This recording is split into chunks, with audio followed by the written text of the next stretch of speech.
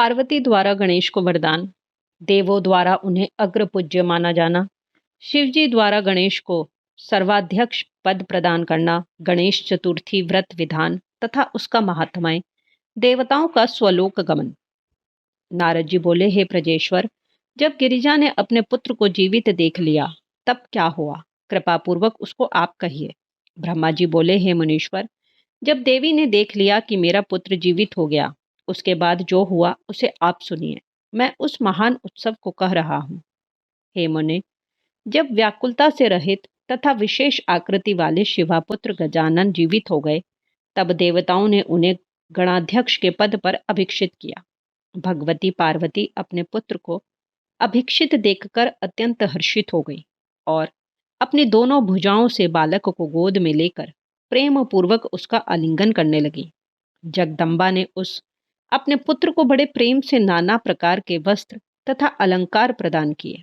उन देवी ने अनेक प्रकार की सिद्धियों से उस बालक का पूजन करके सभी दुखों को दूर करने वाले अपने कल्याणकारी हाथ से उसका स्पर्श किया। पूजन करने के उपरांत देवी ने उसका मुख चूमा और प्रेम से उसे अनेक वरदान दिए और कहा, पुत्र, तुमने इस समय बड़ा कष्ट उठाया। हे पुत्र, तुम धन्य हो और कृतकृत्य हो। तुम सभी देवताओं के पहले पूजे जाओगे और सदा दुख रहित रहोगे, क्योंकि इस समय तुम्हारे मुखमंडल पर सिंदूर दिखाई देता है। इसलिए लोगों के द्वारा तुम सदा सिंदूर से पूजित होगे। जो मनुष्य पुष्प, चंदन, सुगंधित द्रव्य, उत्तम नैवेद्य, विधि पूर्वक आरती, तांबूल, दान, परिक्रमा तथा नमस्कार विधान से तुम्हारी पूजा करेगा, उसे संपूर्ण सिद्धि प्राप्त होगी, इसमें संदेह नहीं। इतना ही नहीं, तुम्हारे पूजन से समस्त विघ्न भी निस्संदेह में नष्ट हो जाएंगे। ब्रह्मा जी बोले, ऐसा कहकर उन महेश्वरी देवी ने नाना प्रकार के उत्कृष्ट पदार्थों से पुनः अपने उस पुत्र का पूजन किया।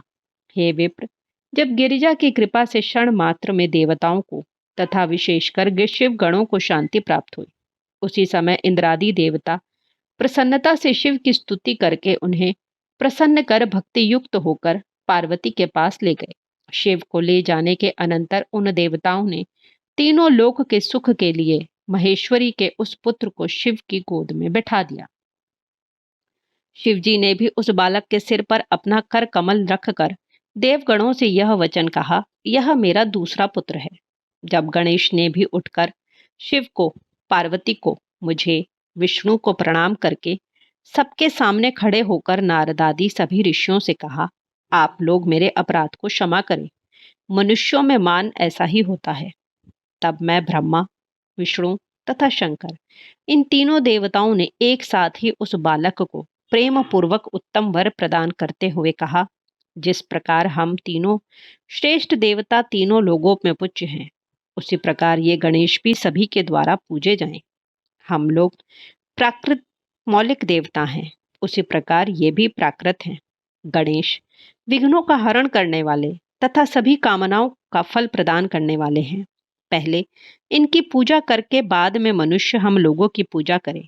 यदि हम लोगों की पूजा की गई और इनकी पूजा नहीं की गई, और हे देवताओं, यदि कोई इनकी पूजा किया भी नहीं अन्य देवताओं की पूजा करेगा, तो उसे पूजा का फल प्राप्त नहीं होगा, इसमें संदेह नहीं है। ब्रह्मा जी बोले, ऐसा कहकर शिवजी ने अनेक प्रकार की वस्तुओं से गणेश की पूजा की। उसके बाद विष्णु के द्वारा भी वे पूजित हुए। तदनंतर मैंने एवं पार्वती ने उनकी पूजा की और देवगणों ने भी बड़े आदर के साथ उनका पूजन किया।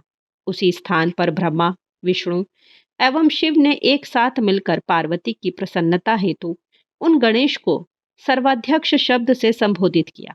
इसके बाद शिव ने प्रसन्न मन से उन गणेश को लोक में सदा सुख देने वाले अनेक वर दिए। शिव जी बोले, हे पार्वती पुत्र, मैं तुम्हारे ऊपर प्रसन्न हूँ, इसमें संदेह नहीं।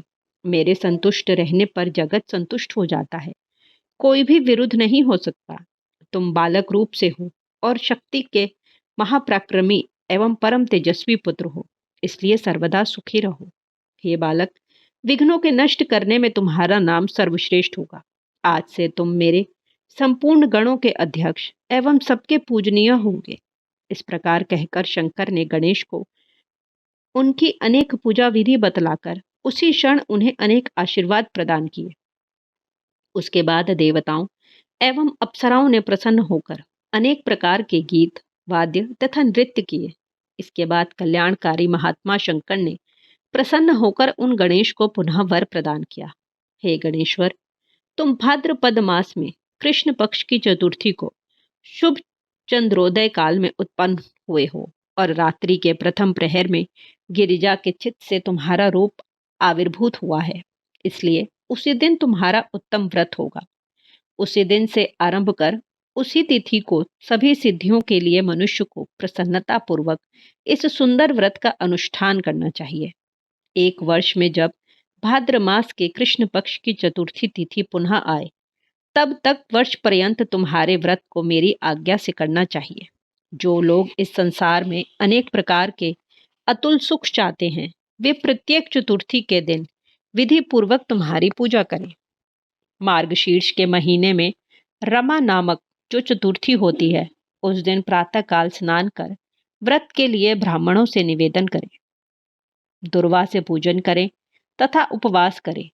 रात्रि का प्रथम प्रहर उपस्थित होने पर स्नान करके मनुष्य को गणेश का पूजन करना चाहिए।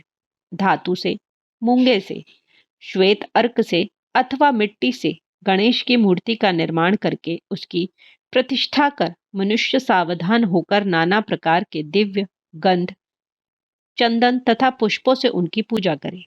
गणेश जी की पूजा के लिए जो दुर्वा हो वह एक वित्ते 12 उंगली लंबी की हो और 3 गांठ से युक्त तथा मूल रहित होनी चाहिए। इस प्रकार की 101 ध्रुवाओं तथा 21 ध्रुवाओं के द्वारा स्थापित प्रतिमा का पूजन करें। धूप, दीप तथा नाना प्रकार के निवेद्य, तांबुल, अर्घ्य आदि उत्तम द्रव्यों से और प्रणाम तथा स्तुति के द्वारा गणेश जी की पूजा करें। इस प्रकार तुम्हारा पूजन कर बाल चंद्रमा की पूजा करें। तदनंतर ब्राह्मणों की पूजा करके प्रसन्नता पूर्वक मधुर पदार्थों का भोजन करना चाहिए। इसके बाद स्वयं भी लवण रहित मधुर भोजन कराना चाहिए। तत्पश्चात अपना सारा नियम विसर्जित करें और गणेश जी का स्मरण करें। इस प्रकार का अनुष्ठान करने से यह शुभ व्रत संपूर्ण होता है। इस प्रकार व्रत करते हुए 1 वर्ष बीत जाए, तब उस व्रत की संपूर्णता के लिए उद्यापन करना चाहिए। मेरी आज्ञा से उसमें 12 ब्राह्मणों को भोजन कराएं तथा एक कलश की स्थापना करके तुम्हारी मूर्ति की पूजा करें। वेदी पर अष्टदल कमल बनाकर मनुष्यों को धन की कृपणता से रहित होकर वेद विधि से होम करना चाहिए। इसके बाद मूर्ति के आगे 2 स्त्रियों एवं 2 वटकों की विधि पूर्वक पूजा कर आदर से उन्हें भोजन कराएं। रात्रि में जागरण करें, प्रातःकाल पुनः भोजन करें। इसके बाद गणेश जी से पुनः आने के लिए प्रार्थना कर उनका विसर्जन करें।